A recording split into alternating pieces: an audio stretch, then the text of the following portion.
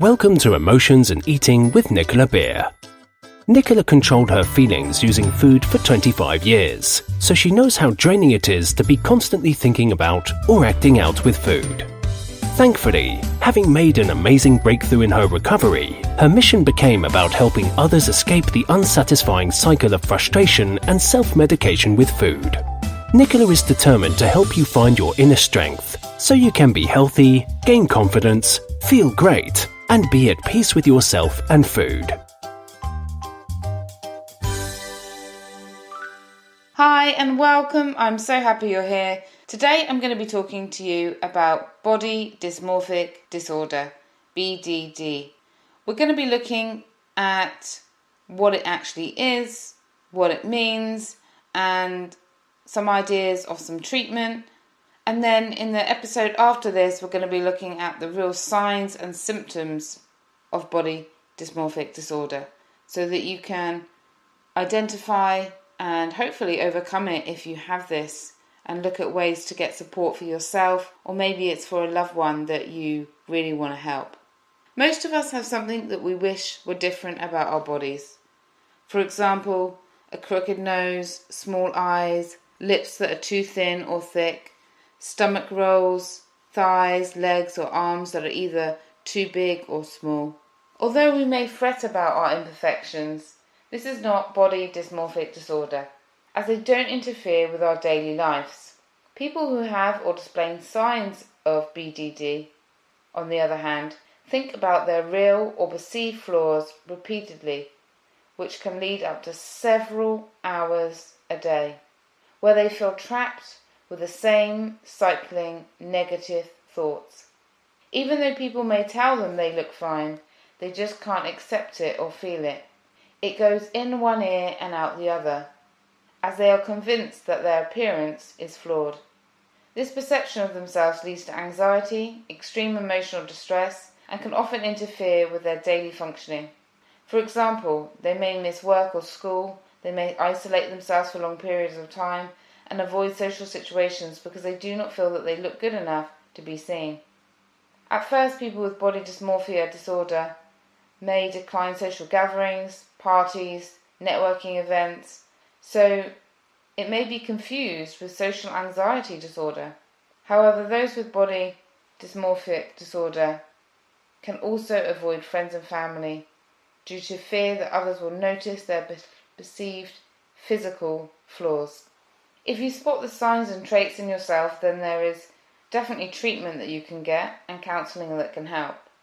And you may think, how can treatment and counselling help me if my stomach is fat or my nose is crooked? It is what it is. How can it help me if I feel that I have fat thighs or fat top of my arms? And yet many people do find that if they come for therapy and counselling, we can get right to the root of the issue. Is it something that was caused before? We can also calm the anxiety. And I'm going to be sharing more about the holistic approach to anxiety, body dysmorphia and eating disorders soon. So do stay tuned if you are interested and want to learn a bit more about how to find the right therapy and approach for you. So let's look at the body dysmorphic disorder statistics. Research has shown that it tends to develop in adolescents and teenagers, and it can often begin around 12 to 13 years of age as the body and hormones change. Although in my experience offering the counselling treatment for body dysmorphia, it's not always the case. Often people can get it after an emotionally painful or traumatic event, and negative emotions can be transferred or projected onto the body. The American Association in 2013 found that men and women are affected by body dysmorphia equally, and that in the United States it occurs in about 2.5% of males and 2.2% of females. So it's not just a women's issue, which many falsely believe, and it's actually quite prevalent. 2.5% of males have this, 2.2% of women. So actually that makes up millions of people. Stuart I helped name change to protect his identity, came to me for body dysmorphia treatment in Dubai. He hated his stomach. For years he was unable to put the light on whilst going to the bathroom or showering. I asked him if he could try to turn the light on, and it was too difficult for him at the beginning of our counselling sessions. It was affecting his life in so many ways, which is why he wanted to change it. He couldn't go swimming and take his top off, and that bothered him. He wanted to relax and enjoy the pool and beach with his wife and daughter, but couldn't. He wasted so much money on clothes he brought, but never wore because he felt his stomach looked fat and big, and he would never put that t-shirt on again. He worried about other people looking at him and seeing his stomach as fat. He felt ashamed of it, and yet if you looked at him, and of course I did plenty of times in our counselling sessions, you could see that he is in great shape, healthy and trim looking. His wife could not touch or stroke his stomach area, and massages were out of the question. Lastly, he did not like knowing and living with the issue every day, knowing that he had to have the light off in the bathroom. It was a signal to him that he had an issue, that he had a problem, and so he just wanted to get rid of it. Using a combination of techniques, we changed this, and now he is able to see himself in the mirror, shower with the light on, and swim freely, without having to cover up. This is one example. So let's look at some of the other common traits and symptoms for body dysmorphia, so you can decide if this is something that you're struggling with and how to overcome it. So it's basically a disorder which is characterized by persistent and intrusive preoccupations with an imagined or slight defect in one's appearance. The perceived flaw can include any part of our body. Research has shown that the most common preoccupation is finding fault with skin, nose, hair, chest and stomach. It also may be focused on muscle mass or muscle definition for some people, and this tends to be more men than women.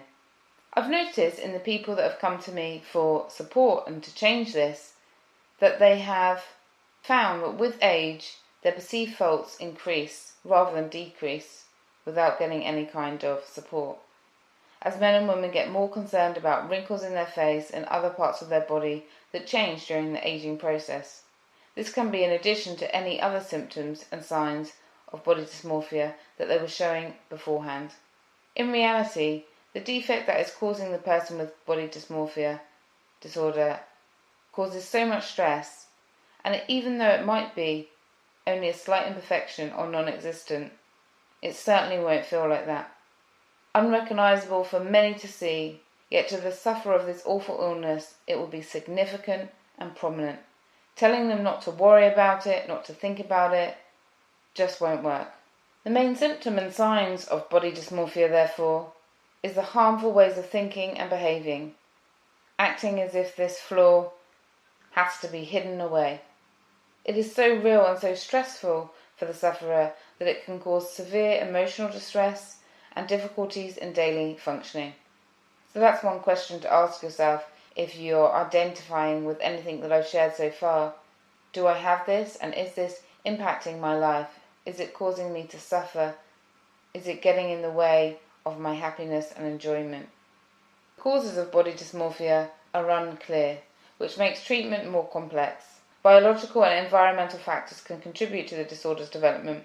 Biological factors may include a genetic predisposition and neurobiological factors such as a malfunctioning of serotonin in the brain. And then there are life experiences. Growing up in an environment of abuse, being emotionally or physically abused as a child, sexual trauma and bullying at school or in a social group. Other more common traumas can affect adults and children as well, such as divorce, accidents, financial losses, death of a loved one, natural disasters, war and terrorism, and any other kind of loss that can be put on to the body. And this is why body dysmorphic treatment and counselling needs to combine healing the trauma from the past and positive new ways to think and behave. And it also needs to combine boosting someone's self-esteem through exercises and action. Increasing that self-love is crucial, because if the person cannot accept themselves and cannot love themselves, then what happens is They may stop hating one part of the body through having some counselling and treatment, but then that can transfer to another body part. So let's say they don't like their thighs, and then they do some support and they think, okay, my thighs are okay, and then it changes to something else, maybe their arms, maybe their hair. And this is unfortunately what can happen if we don't address the root issues and we don't address the actual disregard and dislike for oneself on the inner level. Not surprisingly, body dysmorphia is linked to anxiety and eating disorders. So it's important, if you're considering help, to ask for ways to overcome the worry and any obsessive behaviour that you may have developed in line with this. Social anxiety treatment is often a symptom caused by body dysmorphia because people don't want to socialise because they fear that people are going to notice whatever perceived flaw that they think that they have. And so getting tools and support to increase your confidence, helping you to feel good about yourself, is crucial. Ask yourself now, what can I do that's going to increase my confidence? What can I do that's going to make me feel better about myself? This is definitely one of the first things that I do with people when I help them. And often social anxiety can begin to fade away. And if you're interested in finding out more about this, then do visit my website, where you'll be able to book a free personal breakthrough session with me. And during that session we can discuss ways to help you become free. Because there's nothing worse than being a prisoner in your own mind and in your own body. And so by changing the mind, you can change your perception to your body, you can change how you feel. This will then impact the results that you have in your life and impact your relationships. So it's a win-win all round, and it just starts with us. It starts definitely from the inside out. And coming up, I'm going to have more episodes. So the next one coming up is going to be on the signs and symptoms of body dysmorphia and how I've helped myself and others. So if you're interested in this, do stay tuned, as I definitely realised looking back that the reason that the eating disorder treatment that I had didn't work for me was because actually I had body dysmorphia. And so even though I knew that I was too thin at some stages, big in other stages, I just went from one eating disorder to another. In fact, I used to diet, get to a certain weight, and then when I got to that weight I'd say, oh, now I'm too thin, so then I'd try and put on weight, and then I would go from one end of the scale to the other. Or I'd be, okay, my weight is okay now, and then I would focus on my wrinkles and how I was aging and how I didn't feel that I looked good enough. And that's the problem. If we don't actually clear the past and focus on positive actions that are going to make ourselves feel good, we can just switch from one irrational way of thinking about our body to another irrational way of thinking. So getting clarity and getting confidence and getting calmness with ourselves and our body, finding that peace with the way we look, peace with who we are, peace with our eating, we can get stuck in that cycle. Well, I hope that was interesting and helpful for you today. Can't wait for you to join me in the next episode related to this, symptoms and signs of body dysmorphia. And if you want to take advantage of my 2 free gifts, then do click on the links below whilst they're still available. One of them is a 5-part audio where you're going to learn 3 secrets to becoming free from emotional eating and breaking the cycle of self-medication with food. And the other one is a peaceful eating session with me. During the peaceful eating session, we are going to be focusing on you. How you can become free. How you can start to begin to change whatever it is you want to change about your eating. Or whatever it is you want to change about how the way that you treat yourself. Or the way that you think about food. As I mentioned before, I had it for 25 years. Difficult issues with food. Thinking about food.